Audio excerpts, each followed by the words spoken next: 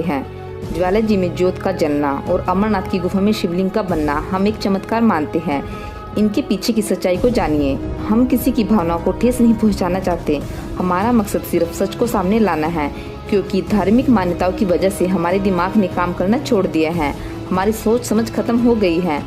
हम इस देश के लोगों में वो सोच पैदा करना चाहते हैं जिससे हमारे समाज, देश और मानवता का भला हो सके। सबसे पहले ज्वाला जी के बारे में जानिए। ज्वाला जी के मंदिर में सैकड़ों सालों से लगातार ज्योत जल रही है। सभी लोग इसे बहुत बड़ा चमत्कार मानते हैं और इसे ज्वाला देवी के नाम से जानते हैं। इसके पीछे के वैज्ञानिक कारण मैं आपको बाद में बताऊंगी, लेकिन पहले यह जान लेते हैं कि क्या इस तरह की ज्योत सिर्फ हमारे देश में ही जलती है। जवाब है नहीं। ज्वाला जी मंदिर में तो ज्योत सिर्फ सूखे और खुले वातावरण में जलती है, पर न्यूयॉर्क के इस वाटरफॉल में यह ज्योत पानी के अंदर जलती है। चारों तरफ पानी और नमी है, पर यह ज्योत हमेशा जलती रहती है। अब आप इसे देखकर सोच रहे होंगे कि अमेरिका की ज्वाला देवी हमारे देश की देवी से भी शक्तिशाली है। पर क्या अमेरिका वालों ने भी हमारे देश की तरह वहाँ कोई मंदिर बनाया है? नहीं ना, क्योंकि उनको पता है कि ऐसी ज्योति बहुत ही जगह पर अलग अलग देशों में जलती है और वहाँ के वैज्ञानिकों को इसके पीछे का कारण भी पता है। तुर्की के चिमेरा में एक ही स्थान पर कई जगह ज्योत जलती है ज्वाला देवी की तरह, और तुर्की की यह ज्वाला देवी हमारी ज्वाला देवी से काफी तेज है, पर वहाँ भी कोई इसे चमत्कार नहीं मानता। इस तरह की ज्वाला अलग अलग देशों में हजारों जगह जलती है और हम सोचते हैं कि यह चमत्कार सिर्फ हमारे देश में ही होता है, क्योंकि हमारे पास ज्वाला देवी है और वो कहीं भी प्रकट हो सकती है। इस तरह की सभी ज्वाला दुनिया भर में सिर्फ पहाड़ी इलाकों में ही पाई जाती है।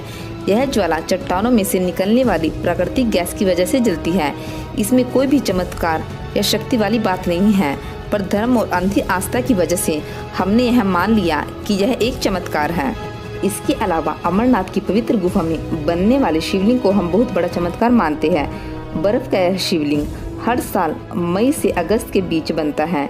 इसके पीछे का रीजन यह है कि मई से अगस्त के महीने में तेज गर्मी होती है, जिससे पहाड़ों में बर्फ पिघलनी शुरू होती है और यह पिघला हुआ पानी चट्टानों से ही होकर 40 मीटर की ऊंची गुफा में टपकता है। पर गुफा के अंदर का तापमान 4 डिग्री सेल्सियस से कम होता है, जिससे यह पानी जमता जाता है और एक वर्टिकल शेप का आकार लेता है जो शिवलिंग की तरह दिखता है। और वहाँ पर पानी सिर्फ एक जगह से नहीं टपकता, बल्कि इस प्रकार की कई और छोटे छोटे बड़ी जगह से टपकता है। पर क्या इस प्रकार का शिवलिंग हमारे देश में ही बनता है? जी नहीं। इस प्रकार का शिवलिंग ऑस्ट्रेलिया के व्हाइट शहर में भी बनता है।